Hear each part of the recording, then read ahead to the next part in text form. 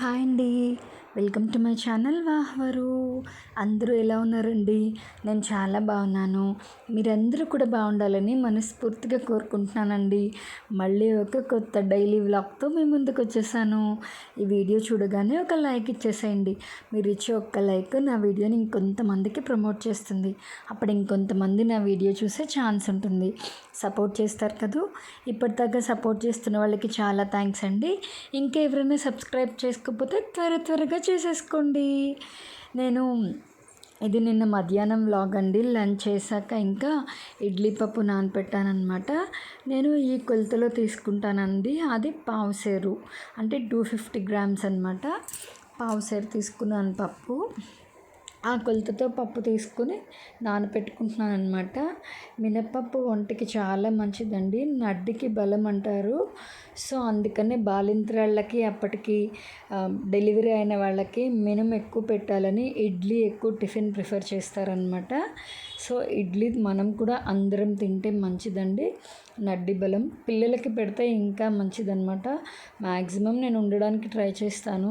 ఇంకా ఎప్పుడైనా ఓపిక లేకపోతే మాత్రం ఏమీ చేయను, కానీ ఓపిక ఉంటే మాత్రం పిల్లలకి ఏదో ఒకటి చేయాలనే అనిపిస్తుంది నాకు. ఇడ్లీ రవ్వ లలిత బ్రాండ్ యూస్ చేస్తామండి. చాలా చాలా బాగుంటుంది రవ్వ. మీరు కూడా ఎవరైనా వేరే ఏదైనా యూస్ చేస్తే కనుక ఒక్కసారి ఇది ట్రై చేయండి. భలే మెత్తగా మృదువుగా వస్తాయన్నమాట ఇడ్లీలు.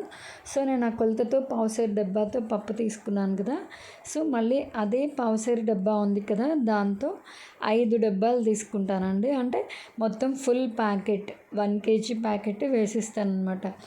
పావు మినపగుళ్ళకి 1 kg ఇడ్లీ రవ్వ వేస్తానండి నేనైతే మరి ఈ కొలతలో వేస్తాను. నాకైతే ఇడ్లీలు చాలా మెత్తగా వస్తాయి. పప్పు నానాక మనం మంచిగా దాన్ని గ్రైండర్కి ఇచ్చి, ఒకవేళ ఇంట్లో ఉంటే గ్రైండర్ వేసుకుంటే పప్పు మెత్తగా అయ్యాక ఈలోపు ఇడ్లీ రవ్వ నానబెట్టుకొని కలుపుకుంటే భలే ఉంటుందండి. కొంతమంది పప్పు ఇడ్లీ రవ్వ ఒక్కసారి నానబెడతారు. నేను మాత్రం అలా చేయనండి. రవ్వ పిండిలో కలిపే ఒక అరగంట ముందు నానబెడతానమాట. మరి నాకెందుకో అలా ఇష్టం అండి. అలా చేస్తే బాగుంటుంది అనిపిస్తుంది. మీరందరూ ఎలా చేస్తారో నా కామెంట్ సెక్షన్లో కామెంట్ చేయండి. నేనైతే ఈ విధంగా చేస్తాను. అదే మీకు చూపిస్తున్నాను. ఫుల్ ప్యాకెట్ వేసేసాను అని చెప్పి. కొంతమంది రవ్వ 3 డబ్బాలు 4 డబ్బాలు అట్లానే వేస్తారు. బట్ నేనైతే 1 kg వేసేస్తాను పావు ఇడ్లీ పప్పుకి. బాగుంటుంది. మరి నాకు తెలిసి మెత్తగా అది వస్తుంది. లలిత బ్రాండ్ రవ్వ కదా, మీకు చూపిస్తున్నానండి. మామూలుగా మనం వేరే ఇడ్లీ రవ్వలు తీసుకుంటే అప్పుడప్పుడు కొన్ని నల్లగా కూడా వస్తాయి. ఇది మాత్రం భలే ప్యూర్ వైట్ వస్తుందన్నమాట. ఆ తర్వాత ఈ మినపగుళ్ళని నానపెట్టుకోవాలి. నేనైతే 3 hours నానపెడతానండి. 3 hours నానపెడితే చాలు. ఏంటి ట్యాప్లో వాటర్ నింపుతున్నాను అని అనుకుంటున్నారా? అది మంజీరా వాటర్ అండి. మాకు మంజీరా వాటర్కి ఒక పైప్ కనెక్షన్ ఉంటుంది, నార్మల్ వాటర్కి ఒకటి ఉంటుంది. మంజీరా వాటర్ అంటే అందులో వచ్చేవి మంచినీళ్ళే అనమాట. సో నేను వాటితో నానపెడుతున్నాను.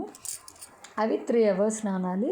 ఈలోపు మా అమ్మగారు ఈవినింగ్ 4 అయిపోయింది. మనవరాళ్ళ కోసం పువ్వులు కడుతున్నారు. అవి మా చెట్టు కనకాంబరాలండి. మా అమ్మకి ఎంత ఇష్టమో పువ్వులు భలే కడుతుందండి. అప్పుడు మేము చిన్నగా ఉన్నప్పుడు మమ్మల్ని పెట్టుకోమనేది. ఇప్పుడు వాళ్ళ మనవల కోసం. అంతే కదా, అసలు కన్నా వడ్డీ ముద్దు అంటారు. సో అదండి. ఇడ్లీ పప్పు నేను గ్రైండర్కి ఇచ్చేసానండి బయట. ఎందుకంటే మాది గ్రైండర్ పాడైందనమాట. మిక్సీలో వేస్తే కనుక పప్పు అంతగా ఉదగదండి. ప్లస్ క్వాంటిటీ కూడా ఎక్కువ రాదు.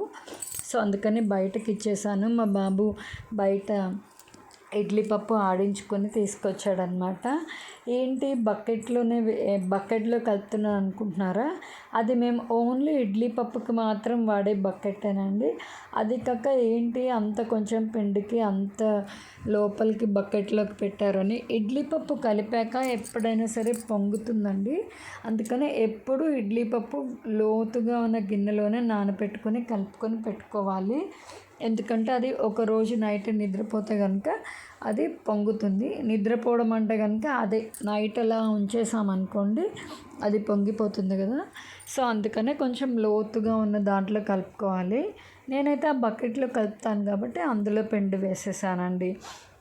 ఇక్కడ నీళ్ళవన్నీ కొంతమంది ఏం చేస్తారంటే రవ్వని పిండి అందులో వేస్తారు. నేనేం చేస్తానంటే దాంట్లో ఉన్న వాటర్ మొత్తం వేరే గిన్నెలోకి తీసేసి ఇలా మొత్తం వేసేస్తానండి. వాటర్ తీసేసి పిండనవసరం లేదండి, పిండకపోయినా కూడా బాగానే వస్తాయి ఇడ్లీలు. సో నేనైతే ఇలా చేస్తాను, బాగుంటుంది. మీరు కూడా ఒకసారి ట్రై చేయండి. ఇంకా ఇడ్లీ పప్పు అవంతా కలిపేసాను అనమాట. ఇది అయిపోయాక ఇంకా నైట్కి డిన్నర్కి ప్రిపరేషన్స్ అవన్నీ చేయాలండి. ఇడ్లీ పప్పు నానపెట్టుకుని ఉంచుకున్నాం అనుకోండి, ఎప్పుడు కావాలంటే అప్పుడు అది చేసుకోవచ్చు.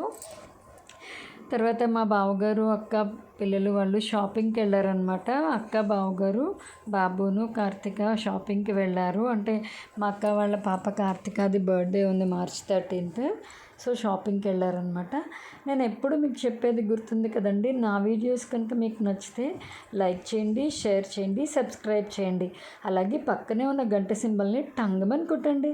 నా వీడియో నోటిఫికేషన్స్ అన్నీ మీకు వచ్చేస్తాయి. అప్పుడు నేను పెట్టే ప్రతి వీడియో మీరు వెంటనే చూసేయచ్చు. ఈ వీడియో అయితే ఇంతేనండి. మళ్ళీ నెక్స్ట్ వీడియోలో కలుద్దాం. అంతవరకు స్టే ట్యూన్ టు వాహ్వరు. షాపింగ్కి వెళ్ళారని చెప్పాను కదా, అక్కడ చిన్న క్లిప్పింగ్ అండి, షార్ట్ కూడా పెడతాను, వెళ్ళి చూసేయండి. ఓకేనా? సౌత్ ఇండియా షాపింగ్ మాల్లో తీసుకున్నారు.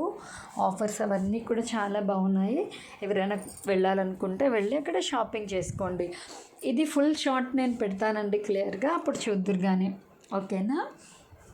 ఈ వీడియో అయితే ఇంతేనండి. మళ్ళీ నెక్స్ట్ వీడియోలో కలుద్దాము. అంతవరకు నా వీడియోస్ని అస్సలు మిస్ కావద్దు. ఓకేనా? మళ్ళీ నెక్స్ట్ వీడియోలో కలుద్దాం. Bye bye.